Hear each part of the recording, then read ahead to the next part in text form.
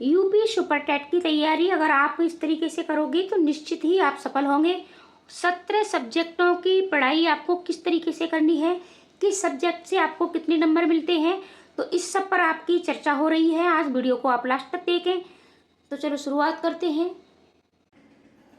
Hello everyone, welcome to Vandana academy. तो आज हम चर्चा करेंगे कि जो बच्चे यूपी सुपर टेट की वैकेंसी का इंतज़ार कर रहे हैं और साथ ही साथ इसकी तैयारी कर रहे हैं, तो उन्हें क्या क्या सावधानियां बरतनी है, किस तरीके से तैयारी करनी है, इस सब पर चर्चा होगी। तो आप चैनल को सब्सक्राइब भी कर लें, क्योंकि डेली ऐसी ही वीडियो चैनल पर आपको मिलती रहती है। तो देखो, सबसे पहले मेन चीज़ है आपका सिलेबस।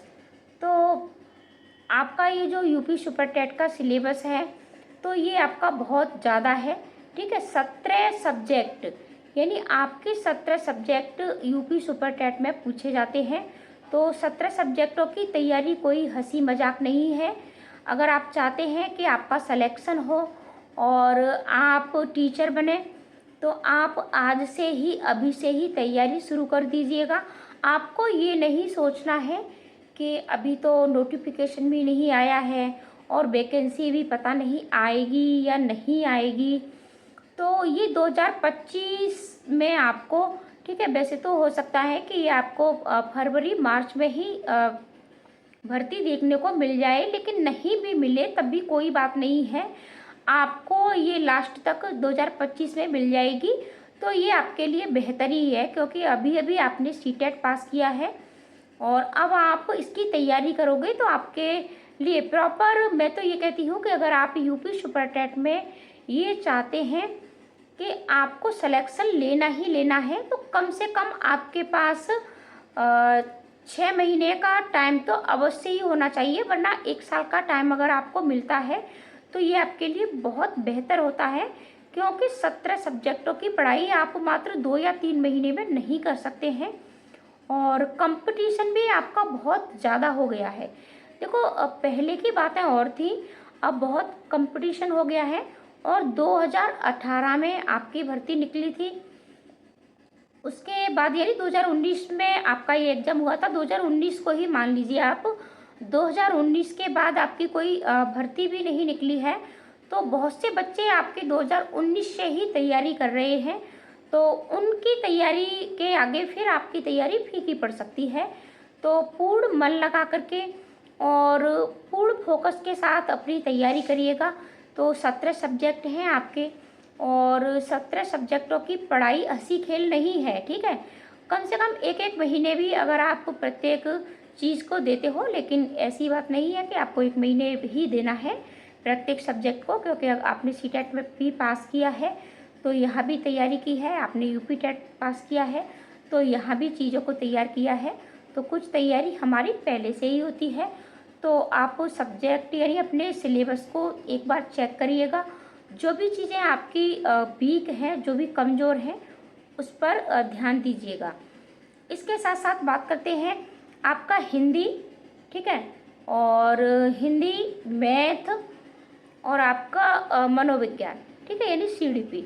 ये 3 सब्जेक्ट आपके इसमें सुपर टेट में बहुत ज़्यादा अच्छे नंबर दिलवाने वाले हैं, क्योंकि ये आपके तीनों ही 20-20 नंबर के पूछे जाते हैं। सीडीपी तो आपकी 30 नंबर की आती है, तो 30 नंबर आपके सीडीपी के, 20 नंबर का मैथ और 20 नंबर की हिंदी और 5-5 नंबर के आपके संस्कृत और इंग्लिश पूछी जाती है, इस तरीके से। और सभी विषयों पर आपकी चर्चा होगी। ठीक है, तो आपके ये स्कोर वाले हैं, तो इन चीज़ों पर आप अभी से ध्यान देना शुरू कर दें।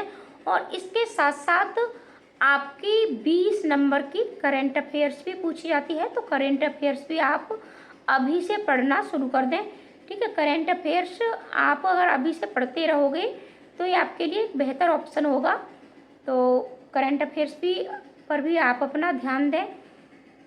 और इसके लिए आपको SCERT, ठीक है, जो यूपी के सरकारी स्कूलों में किताबें पढ़ाई जाती हैं कक्षा 1 से और 8 तक, तो उन किताबों को भी पढ़ना है और अच्छी से अपनी तैयारी शुरू कर दीजिएगा। ठीक है, तो यूपी सुपर टेट की जो भी तैयारी बच्चे कर रहे हैं, तो अब हम आते हैं कि ठीक है, आपको इसका जो भी सिलेबस है, सिलेबस को अच्छे से समझना है।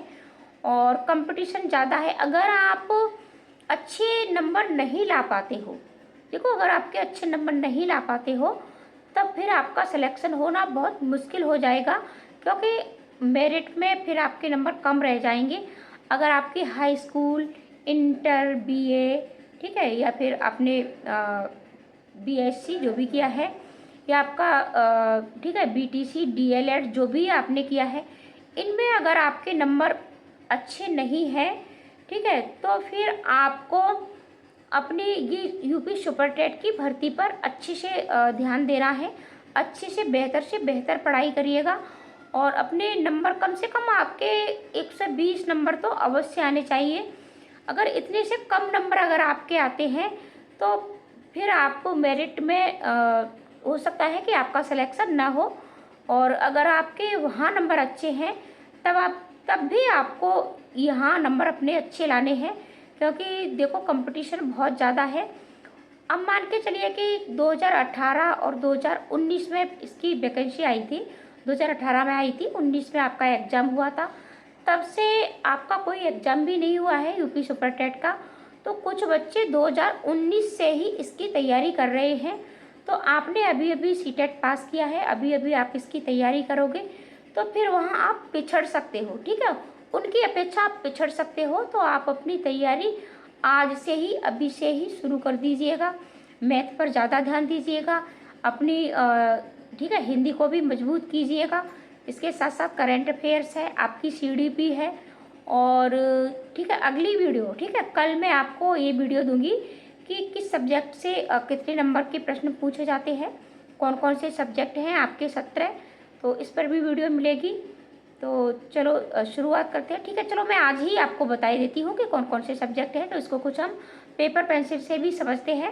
वीडियो थोड़ा लंबी होगी लेकिन ये आपके लिए हेल्पफुल होगी। तो हम चलो पेपर पेंसिल से समझते हैं। वीडियो को आप लास्ट तक अवश्य देखें और चैनल को सब्सक्राइब करना देखो बिल्कुल ना भूलें, क्योंकि डेली आपको ऐसी ही वीडियो चैनल पर मिलती रहती है यूपी सुपर टेट का। तो चलो हम सिलेबस समझते हैं, कहाँ कहाँ से आपके प्रश्न बनते हैं, किन विषयों पर आपको ज़्यादा फोकस करना है।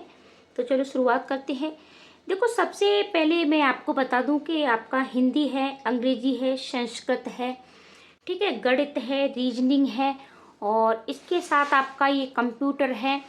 कंप्यूटर के साथ आपकी जीएस, साइंस, सीडीपी, शिक्षण कौशल, जीवन कौशल, जीके और प्लस करंट अफेयर्स, ठीक है, यहाँ से आपके ये प्रश्न बनते हैं, ठीक है। तो चलो शुरुआत करते हैं।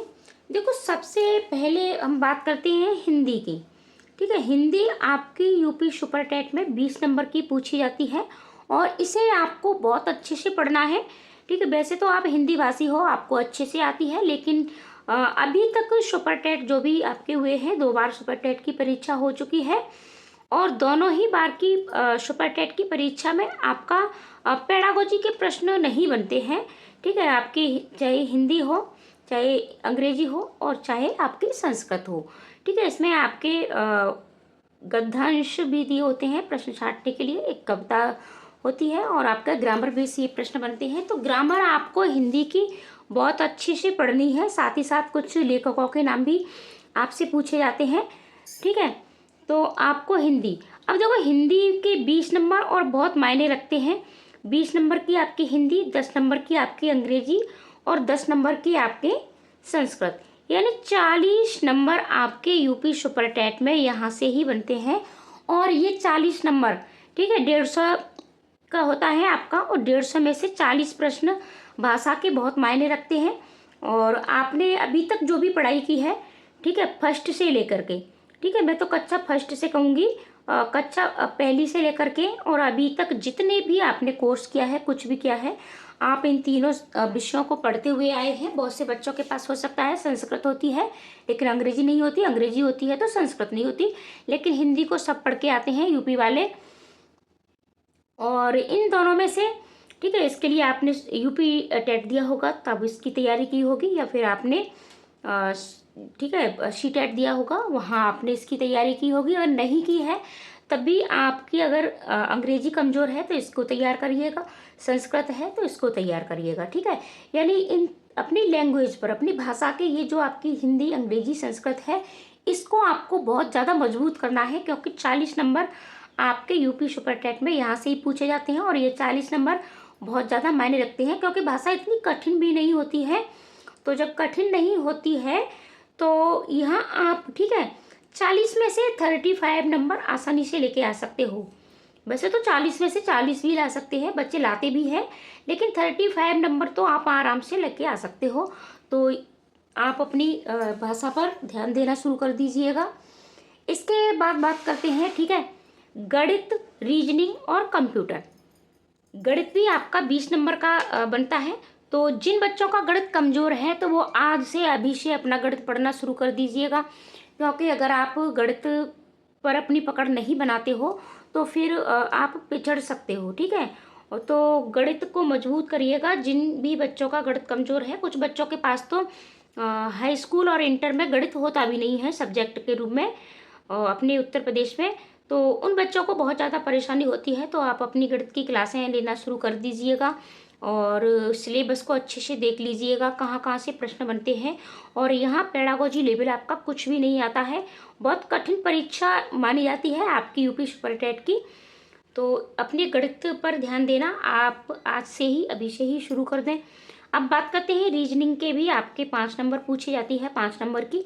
तो ये भी आपके मैथ से ही संबंधित होती है। 5 नंबर आपके कंप्यूटर के, और कंप्यूटर आपका बिल्कुल बेसिक चीज़ें पूछी जाती हैं, जैसे CPU क्या है, ये सारी चीज़ें। और कंप्यूटर की खोज किसने की थी, लेकिन फिर भी हो सकता है इस बार के एग्जाम में आपसे कुछ और भी पूछ लिया जाए, तो इसकी भी तैयारी आपको करनी है।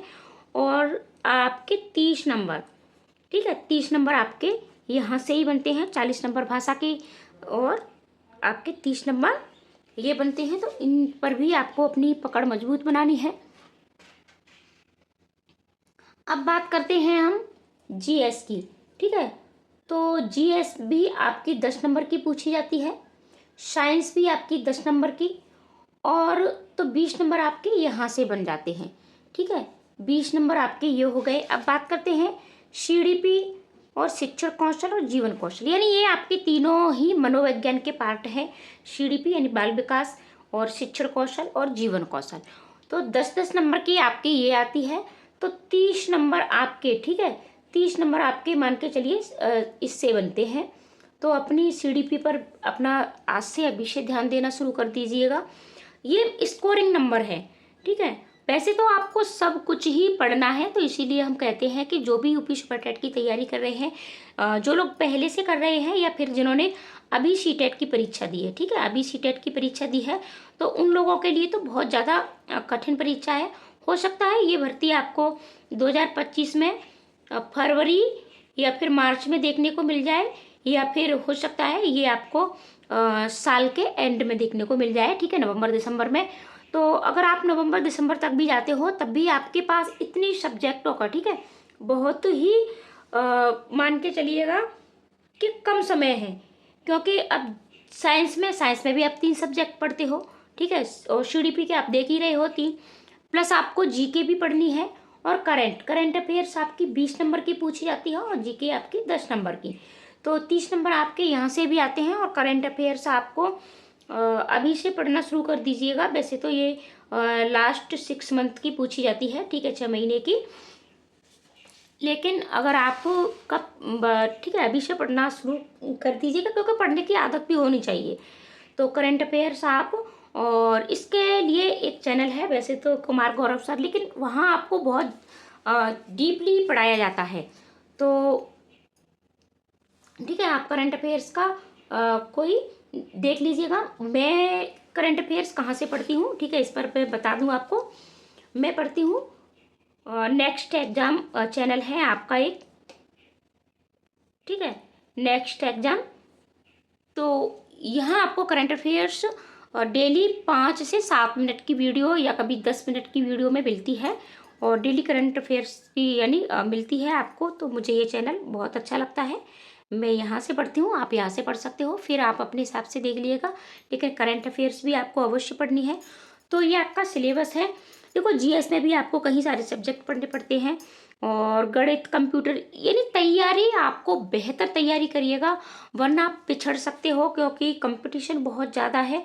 और अगर आपके नंबर, ठीक है, अगर आपके नंबर 110, 120 प्लस नहीं आते हैं, तो फिर पास होने के बाद भी, ठीक है, पास होने के बाद भी और हो सकता है कि आप मेरिट में पिछड़ जाएं और आपको मतलब आपका सिलेक्शन ना हो पाए। तो इसलिए एक बेहतर तैयारी करिएगा, सुनिश्चित कीजिएगा कि आपका जब भी एग्ज़ाम हो तो आपके 120 प्लस से कम नंबर नहीं आए, ठीक है। अगर आपके इतने नंबर आते हैं और अगर आपकी पहले की मेरिट अच्छी है, हाई स्कूल की, इंटर की, ठीक है, तो आपका सिलेक्शन पक्का होता है। और अगर आप जनरल में आते हो, ठीक है, तो अब तो ये आपका 65, ठीक है, पहले ये आपका 60 नंबर पर आप पासिंग थे, लेकिन जनरल वाले अब आप 65, ठीक है, % पर पास हो, यानी आपको 95 नंबर चाहिए, ठीक है, 95 या 97 नंबर चाहिए आपको पास होने के लिए। तो 97 नंबर, पहले ये आपके 90 थे, लेकिन अब आपको 97 नंबर पास होने के लिए चाहिए जनरल वालों के लिए। और तो फिर आपके लिए बहुत ज़्यादा मुश्किल हो जाता है। तैयारी करिए, बेहतर तैयारी करिए। और हिंदी की क्लासें आपकी जल्द ही शुरू हो जाएंगी। और ग्रामर के लिए आप अच्छी सी बुक लीजिएगा और तैयारी करते रहिएगा। चैनल को सब्सक्राइब अवश्य कर लें, क्योंकि डेली ऐसी ही वीडियो चैनल पर आपको मिलती रहती है नई नई जानकारी के साथ।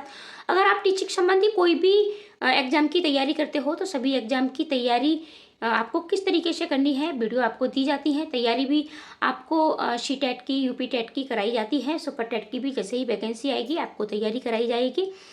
तो मिलते हैं ऐसी ही अगली वीडियो में। आज के लिए इतना ही, धन्यवाद।